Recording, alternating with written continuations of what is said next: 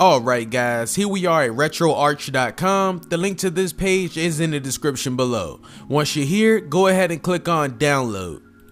As the recording of this video, the latest version is 1.13.0. We have the option to download the nightly build or the stable build. I'm going to download the stable build. Now let's go ahead and start our setup. Welcome to RetroArch. Next. Accept the license agreement. I agree. Go ahead and choose wherever you would like to install RetroArch on your PC. I'm going to leave it on my C drive, but if you would like to change that, go ahead and select browse, and you can install it somewhere on your SSD, external hard drive, wherever you like. Next, if you need to install DirectX or you're not sure if you already have it on your PC, go ahead and check DirectX. Next. If you would like to create any shortcuts, go ahead and do that here. If not, check do not create shortcuts. Install. Once it's finished, you're going to get a DirectX install. Go ahead and click I accept the agreement. Next. And make sure to uncheck install the Bing bar. You do not want to install that. Next. Complete, finish, and finish. Now let's close back out. Once you are done with the setup, you're going to get this folder right here. I have moved it to my desktop. You may have this folder installed somewhere else on your PC. You just have to find it depending on where you chose to install RetroArch on your PC. Let's open the folder, and you want to scroll down until you find the little RetroArch icon.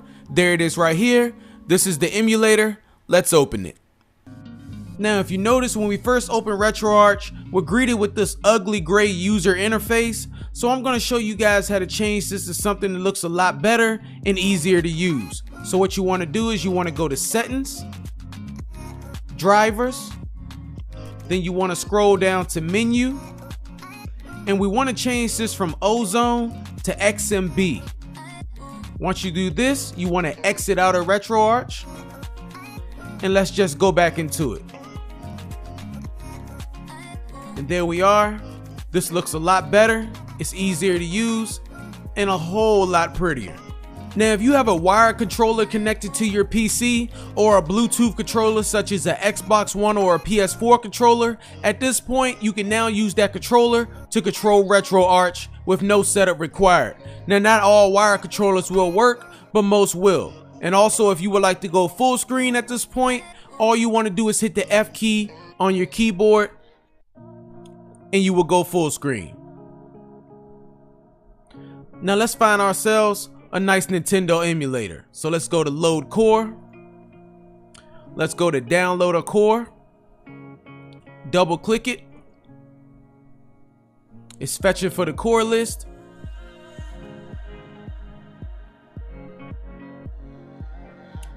Now you want to scroll all the way down till you get to Nintendo.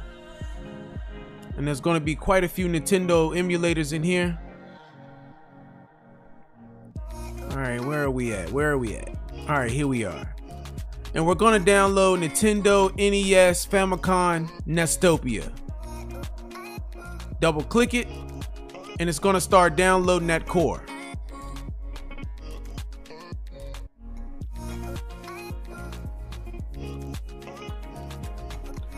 Alright, the core is installed. Now let's go back. Now let's load our NES games into RetroArch. So what you want to do is you want to go down to show desktop menu. It's going to kick us out of full screen. And you want to come over to this box and you want to right click and go to new playlist. And you can name this Nintendo Entertainment System, or in my case, just NES. And then you want to select that folder. Then you want to come over here, right click, add folder. And you want to select wherever your games are installed. In my case, mine are installed on my external hard drive. Select the folder. And now you want to add the core, which will be the Nestopia. The database will be Nintendo Entertainment System. And then OK. And as you can see, it located all of my games that are stored on my external hard drive. Now we can exit out and you want to exit out of RetroArch, and now we're going to reopen it. Now if you click left or hit left on your controller, you will be taken to where your NES games are. Now we're going to make this look a lot better. I'm going to show you guys how to add box art to your titles. So what you want to do is right click or right on your controller, and now you want to scroll down to Online Updater. Then you want to go to Playlist Thumbnails Updater and select NES or whatever you called your folder where you installed your games. Now this is going to take a while because it has to upload all the box art for your games. Once the download is finished, you want to exit out. Now let's reopen RetroArch. Once again, let's click to the left. Now when we scroll down this time, as you can see, we have box art. Now some titles may be missing box art. It's probably because at the end of the description, you have some extra words or something crazy that just needs to be deleted. So I'm also going to show you how to fix your missing box art. So what you want to do is open your RetroArch folder, go down to Thumbnails, Nintendo Entertainment System, Named Box Art. And this is where all of your box art is stored, and all you want to do is find the title that's missing the box art and rename it. Now I'm going to load up a game, and that's going to be Teenage Mutant Ninja Turtles 2, the arcade game.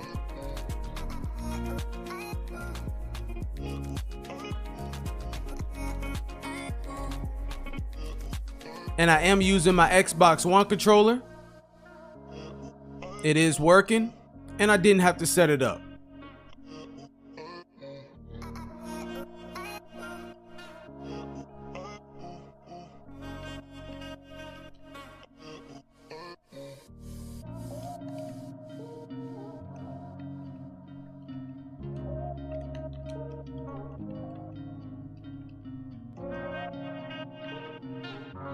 Now let me pause this. Now if you guys want to get to the in-game menu, you want to hit the F1 key. Here you can restart your game, take screenshots, save your game, load your game, change your controller layout if you're not happy with it, and so on. Also make sure to check out my RetroArch setup video for Android that's showing on the screen now in the bottom left. All you have to do is click it. I hope you enjoy, and thanks for watching. Peace.